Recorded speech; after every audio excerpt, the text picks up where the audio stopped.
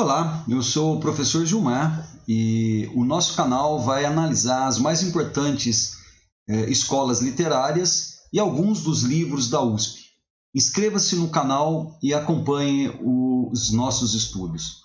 Eu vou começar pela arte barroca. O barroco é onde nós encontramos dois importantes autores da lista vestibular da USP-Unicamp, o padre Antônio Vieira e a figura de Gregório de Matos Guerra. Para entender o barroco, é fundamental que primeiro nós visualizemos o contexto histórico em que ele se desenvolveu. O barroco é um movimento reflexo da Contra-Reforma. Em 1517, a Igreja Católica sofre um baque com a Reforma Protestante de Martinho Lutero e ela vai realizar o Concílio de Trento. Nesse Concílio de Trento serão tomadas inúmeras medidas. Nós vamos abordar aquelas que são necessárias para compreender os movimentos artísticos que vão ser desencadeados, reflexo dela. Então, das três medidas que nos interessam, a primeira delas é a retomada do Tribunal do Santo Ofício, o retorno da Inquisição. Não menos importante, o Index Librorum Prohibitorum, a instituição dos livros considerados proibidos. Alguns livros que fizeram muito sucesso lá atrás, como O Alto da Barca do Inferno, de Gil Vicente, acaba por ser proibido dentro do contexto inquisitorial. E, por último, o apoio incondicional da Igreja Católica à Companhia de Jesus, que acaba por se tornar a grande responsável pela expansão do cristianismo no Novo Mundo. Lembrando que o primeiro padre jesuíta a pisar no nosso país é a figura do padre Manuel da Nóbrega, em 1549. Os jesuítas eles vão ficar no nosso país até 1759, quando o Marquês de Pombal resolve expulsá-los do Brasil e de Portugal. Então, dentro dessa conjuntura extremamente complexa, vamos entender melhor quando a gente observa esse gráfico de escolas literárias. Então, o que estava em voga era essa visão clássica, antropocêntrica, uma visão em que predominava, na verdade, o interesse do homem nele mesmo, inspirado na cultura greco-latina, portanto, numa visão pagã, numa visão em que o homem é considerado algo grandioso, como a gente pode ver na belíssima obra de Luís Vaz de Camões, Os Lusíadas, um homem capaz de vencer o mar tenebroso, possuir as deusas. Só que a Contra-Reforma ela vem exatamente para combater isso. A Contra-Reforma ela vai sufocar esse homem e tentar trazer esse homem de volta para o seio da Igreja Católica. As medidas que eu coloquei para vocês, elas vão gerar um movimento de tensão e é por isso que o barroco é chamado de um movimento da dúvida. O barroco é a dúvida entre a mentalidade antropocêntrica que estava em voga naquele momento, reflexo do renascimento cultural, e a mentalidade medieval, teocêntrica, que retorna com a Contra-Reforma. Dessa dualidade é que a gente vai enxergar, na verdade, os mais importantes elementos da literatura barroca.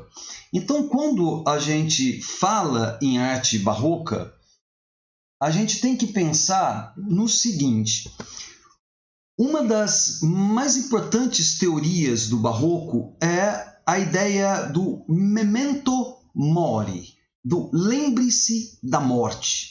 Esse quadro, inspirado no Eclesiastes número 2, Vanitas Vanitatum, vaidade das vaidades, ela nos remete o tempo todo a esse conceito da fugacidade da vida, da transitoriedade da vida. Você tem a flor representando a vida, você tem do outro lado a ampulheta representando exatamente a passagem do tempo e aquilo que nos espera, que é a morte. Então, muitas vezes, o mesmo tema ele é abordado de maneiras diferentes, dependendo da escola literária que está em voga.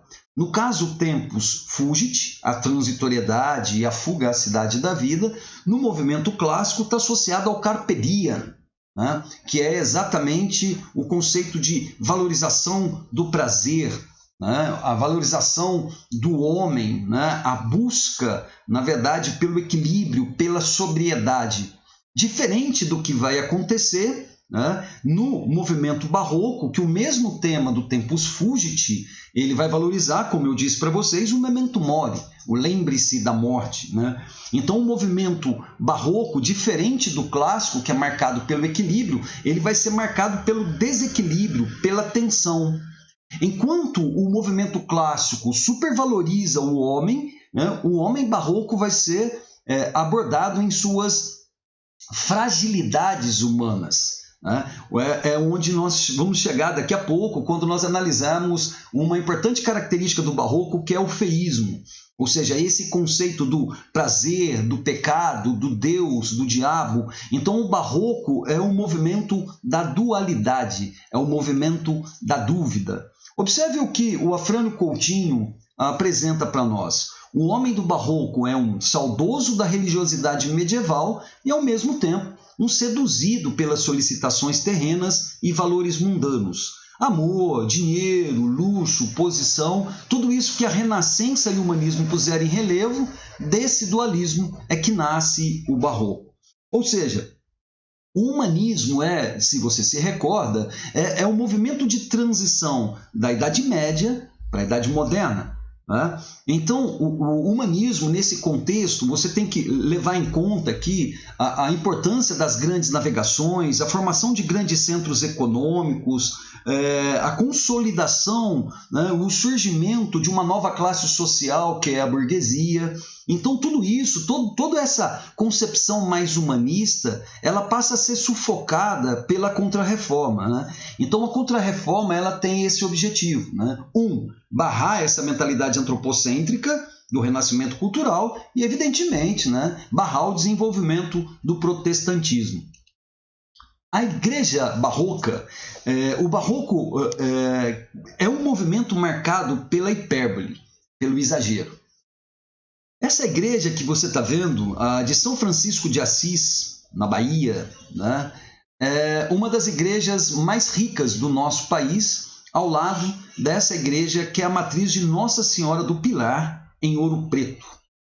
Eu vou mostrar uma imagem diferente da matriz de Nossa Senhora do Pilar para que você consiga compreender um importante elemento da arte barroca. Antes disso, eu gostaria de chamar sua atenção para esse detalhe. Isso aqui é o púlpito. É aqui onde os padres subiam para fazer os sermões. Então aqui você tem o altar-mor, aqui você tem a nave da igreja, e quando a gente olha a igreja dessa forma, ela nos remete a um teatro, né? Por quê? Porque o barroco é uma arte sensorial. Quando se entra numa igreja barroca, como essa da Bahia, a sensação que o fiel tem que ter é de que o céu está sufocando, fazendo com que o homem, na verdade, perceba a sua pequenez diante da grandeza divina. Como eu disse, né, o fato de ser uma igreja, né, uma celebração sensorial, explora-se praticamente todos os sentidos, né? Você tem o olfato através dos incensos. É importante lembrar aqui que, nesse contexto, as pessoas eram sepultadas dentro da igreja, então tinha-se, né, um cheiro forte pra caramba de corpos humanos em putrefação. Ele é muito visual, né, porque o barroco, tudo se movimenta, é uma arte que explora muito a ilusão de ótica, então movimentam-se os anjos, os olhos dos santos, que muitas vezes são de vidro, a audição, através da música barroca, belíssima, né? Nós temos o paladar através do pão e do vinho, porque a ideia do homem barroco é exatamente tentar colocar o emocional com o racional, fazer com que o homem sinta, perceba a presença de Deus. Então, quando a gente pensa em barroco, ele desenvolve-se em inúmeras tendências. As duas tendências que nos interessam são as tendências de origem espanhola, que vai passar por Portugal, vai chegar até nós. Nós temos o cultismo e o conceptismo. O cultismo ele é bastante sensorial, mais sensorial que o conceptismo. O conceptismo procura descrever o como dos objetos, por meio da captação dos seus aspectos sensoriais, o contorno, a forma, o cor, o volume. Normalmente se fala que o cultismo é o jogo de palavras, e o conceptismo afirma-se que é o jogo de ideias. Diferente do cultismo, que quer aprender o como dos objetos, o conceptismo ele busca captar, na verdade, a essência dos objetos, quer saber o que são, buscando aprender exatamente a face oculta dessas coisas, apenas acessível ao pensamento. Mas não se engane, não é razoável afirmar que a poesia do Gregório de Matos é cultista e os sermões do Padre Vieira são conceptistas. Você vai encontrar elementos dessas duas tendências nos dois autores. É óbvio, né? Predominantemente na aula predominantemente nos sermões do Padre Antônio Vieira, nós teremos o conceptismo. Você consegue visualizar isso, inclusive, num dos seus mais famosos sermões, que é o Sermão da 60ª, belíssimo sermão de Padre Antônio Vieira. Então, nos poemas de Gregório de Matos, a gente vai ter essa oscilação o tempo todo entre cultismo e conceptismo, correto? Bom, o barroco é uma arte que nós chamamos de a arte do movimento. Então, nós aqui já afirmamos, barroco é a arte da hipérbole, né? Barroco é a arte da dúvida e barroco é a arte do movimento. Quando a gente olha a pintura barroca, né, normalmente as figuras representadas, né, nós temos muitos temas religiosos, né? Esse quadro que você está vendo do Guercino é inspirado no Evangelho de São João, no capítulo 8, do versículo 1 ao versículo 11, né, que é uma mulher pega em adultério, atire a primeira pedra, aquele que nunca pecou, exatamente em função dessa tentativa da igreja de trazer o fiel de volta, como eu expliquei há pouco para vocês. Então, enquanto a pintura renascentista, clássica, ela valorizava muito a horizontal e a vertical, a arte barroca ela trabalha muito com a diagonal, né? Muito sugerindo esse movimento. Perceba o rosto das personagens envolvidas. Outro detalhe muito importante quando a gente percebe a arte barroca, ela trabalha muito com o jogo do claro e do escuro. A arte barroca é uma arte muito cromática. Né? É claro que tem significados diferentes, mas o vermelho, por exemplo, o vermelho na poesia religiosa do Gregório de Matos, ele tem um significado diferente do vermelho que vai ter na poesia amorosa. Na poesia amorosa está associado ao fogo, à paixão, correto? E na religiosidade, quando você fala em vermelho, você pensa em fogo. Fogo, né, é a metáfora do Espírito Santo, que é aquele que purifica o pecado. Então, quando a gente percebe a arte barroca, como que esse movimento vem para a literatura? Através de figuras de linguagem, como a antítese, como o paradoxo, como o oxímoro, tão comuns na literatura de Vieira e de Gregório de Matos. Essas duas imagens, encomenda, né, dos padres jesuítas a um outro grande pintor barroco, que é o Rubens, elas são bem significativas para a gente entender essa questão do cromatismo, do claro e do escuro. Perceba a intensidade dessa cena, a violência dessa cena, com os homens bem fortes, né? E a figura do Cristo, indiferente a esse sofrimento pelo qual está passando, ele olha para o céu. Porque ele sabe, né, que ele não pertence a esse reino. Naquele momento, ele vai voltar para o Pai. Quando você olha a cena da direita, mais suave, mais leve, sabiamente o artista coloca um tecido branco, suavizando a cena. Então, o que você tem, cara? Você tem exatamente esse conceito da religiosidade, né? O branco associado à espiritualidade, o vermelho associado ao fogo. É o momento em que se consolida o conceito da Santíssima Trindade, né? O Cristo volta, né? Ele vai voltar para o céu no futuro breve, correto? Então, dentro dessa tentativa de convencer o homem, né, a Igreja Católica ela acaba por se tornar uma grande mecenas na arte barroca. Um dos mais polêmicos pintores da época é a figura de Michelangelo Caravaggio. autor dessa belíssima peça que a gente vai observar com bastante calma. Esse quadro é inspirado no Evangelho de São Lucas, no capítulo 24, no versículo 13 ao versículo 35. É a ceia em Emaús.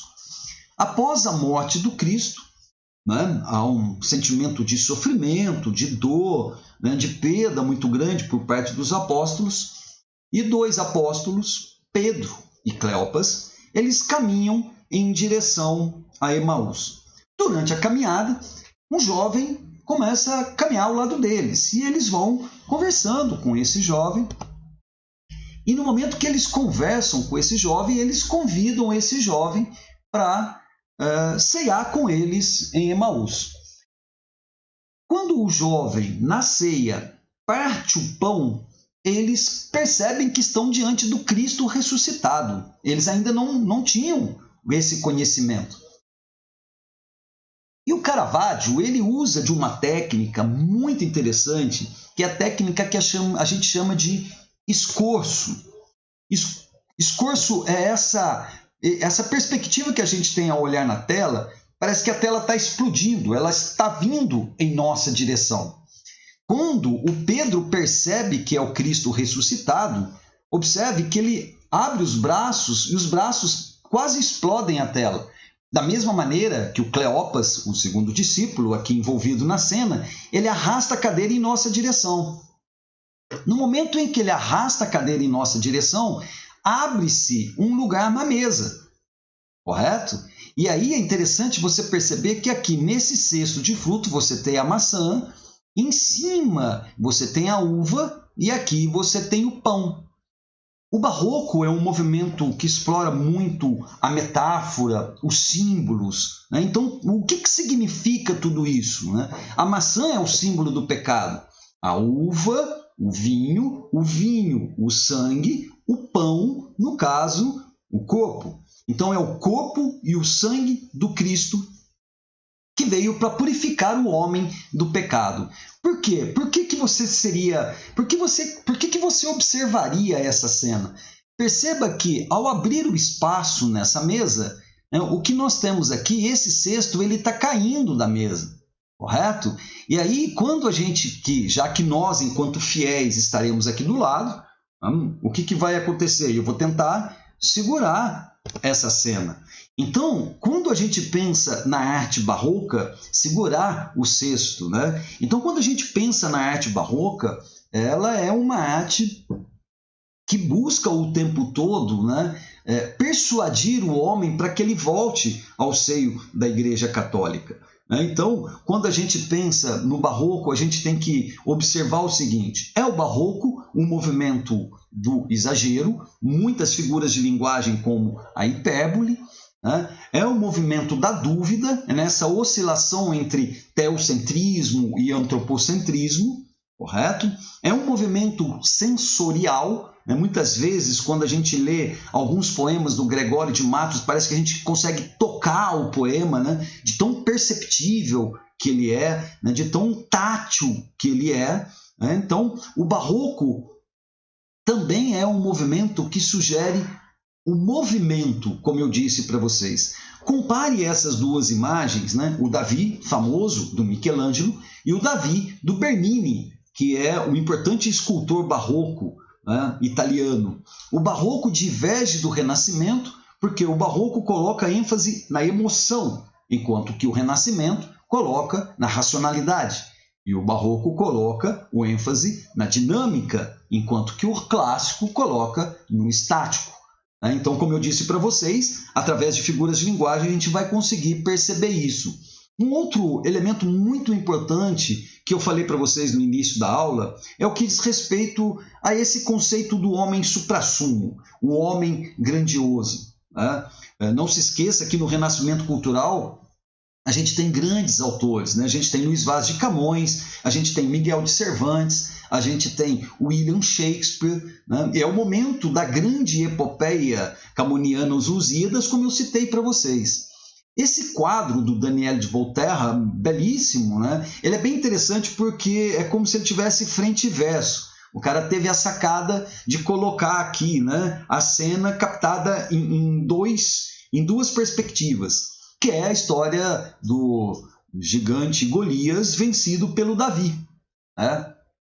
Que é, de certa maneira, é o que prepara aqui. Ó. Olha o Davi do Michelangelo, olha a impassibilidade, olha a frieza. Ele segura a pedra, ele não atirou a pedra ainda. Mas perceba o Davi do Bernini, que é o momento em que ele vai atirar essa pedra. É isso que eu estou colocando para vocês enquanto movimento, né, da arte barroca. Quando a gente visualiza, até pela tonalidade de cores, né, pela estrutura corpórea das personagens, homens fortes, né, a cor aqui associado a essa força da figura humana, a gente vai ter um olhar muito diferente quando a gente pega a mesma temática explorada no Barroco. Esse é, talvez, um dos últimos quadros de Caravaggio. Caravaggio teve uma vida bastante conturbada, ele teve que se esconder durante um tempo em função de um assassinato que ele cometeu, né? Teve muitos quadros polêmicos, negados inclusive pela Igreja Católica, e ele se converte depois desse tempo que ele fica isolado da sociedade, e ele acaba um pouco mais à frente, ele recebe o perdão do Papa. E ele resolve pintar esse quadro, né? Aqui nós temos um retrato dele, um autorretrato dele. E diferente do Davi que a gente observa nessa tela, que aqui tem essa expressão de força, de conquista, de vitória, perceba que esse Davi, além de ter um corpo mais esquálido, mais frágil, parece-me que ele não está tão empolgado com a vitória dele. Sabiamente, o pintor aqui, ele esculpe essa frase na espada de Davi. A humildade conquista o orgulho. O orgulho é essa coisa renascentista. A humildade é a humildade do homem barroco. O homem que percebe a sua pequenez, o homem que se coloca diante de Deus, né, num ato de contrição, num ato de perdão, numa busca por reencontrar Deus. Então, por isso que o barroco é a arte do medo, é a arte da tensão. Então, o que é o feísmo? O feísmo consiste em valorizar aquilo que o clássico desprezou: o desequilíbrio humano, a miséria humana, o trágico, o cruel, o sofrimento, o grotesco. Normalmente, o feísmo na arte barroca está muito ligado ao locus horrendus, o gosto pelo espetáculo trágico. É comum na arte barroca a exploração do martírio dos santos, martírio do Cristo, exatamente para que o homem, ao olhar essas cenas, perceba, se sensibilize e volte, né, no caso, para a religiosidade. É curioso quando a gente aproxima o rosto do gigante Golias, que na verdade é o retrato do Caravaggio, perceba que ele está morto, mas os olhos ainda estão abertos e lacrimejantes. Exatamente isso. É o homem que se coloca diante de Deus pedindo perdão, implorando, na verdade, né, em função do arrependimento de seus atos. Então, a arte barroca é uma arte que explora essa questão o tempo todo. Perceba esse outro quadro de Caravaggio. Quando a gente pensa em Caravaggio, né, aqui ele recorre também a alguns temas da cultura greco-latina. Você não pode pensar que então eles só vão falar de temas religiosos, em temas bíblicos, como eu mostrei dois para vocês aqui.